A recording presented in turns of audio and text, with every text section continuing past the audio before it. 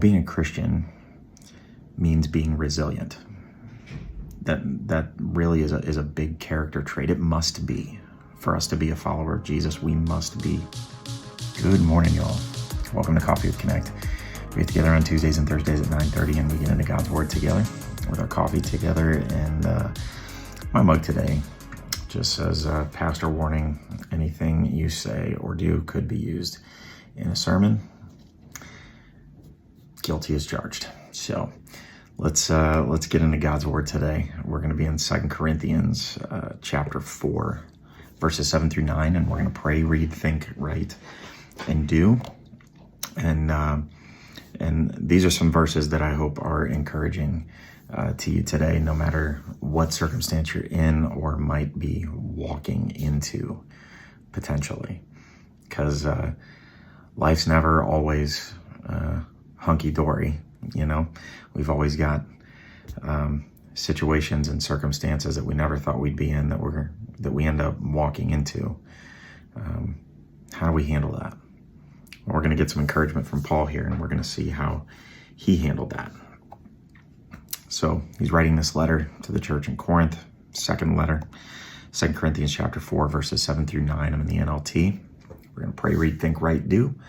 Hope that you've prayed. Now let's read. It says this: we now have this light shining in our hearts, but we ourselves are like fragile clay jars containing this great treasure. This makes it clear that our great power is from God, not from ourselves. We are pressed on every side by troubles, but we are not crushed. We are perplexed, but not driven to despair.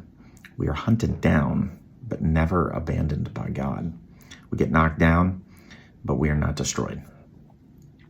So the beginning here, he's talking about this light shining in our hearts and that we're containing this great treasure. He's talking about salvation and knowledge and understanding of God, the new covenant.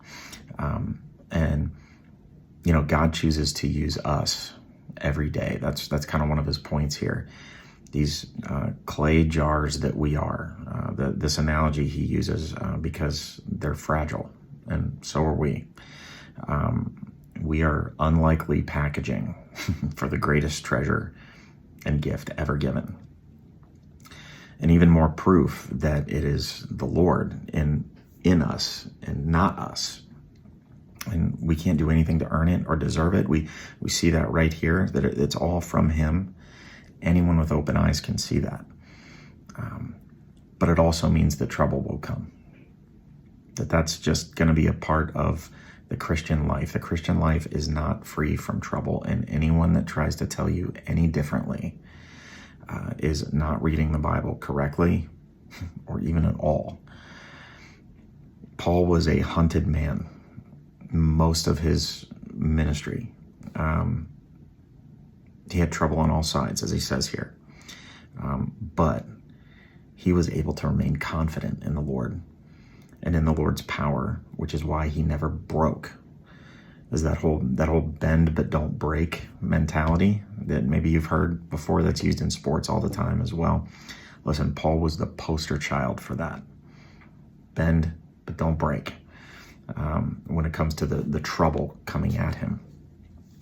So what's God saying to you? You may feel like you've got some trouble coming at you right now. You may feel like you're getting hit on every side. You may feel like you're really in this I don't know what to do place. But listen, you're not abandoned by God. You might be getting hit, but you're not going to get totally crushed. Can you maybe write something down that Paul's encouraging you on here and wherever you're at in your situation? And what do? Well, being a Christian means being resilient. That really is a big character trait. It must be. For us to be a follower of Jesus, we must be resilient, but we can't do that on our own power. We do that through God's power. It's not because of our own power. And Paul knew that the power and victory of Jesus in his life was continually there, even in situations where only the power and victory of Jesus was able to meet his need, where that was literally the only thing that he could rely on. But his hope was always there anyway, because even if there were other little avenues out, who put those other avenues in his path? It was the Lord. So it's always God. Every time the Lord gave him the power to be resilient through that. And I know that he can do the same for you. And so you and I, we need to claim this promise as well. So thanks for joining me. And I hope that you'll like the video and subscribe to the channel. You'll share this with someone that needs it. And you'll stay resilient. And join me again here next time so we can have our coffee and connect to Christ, community, purpose, and God's word together.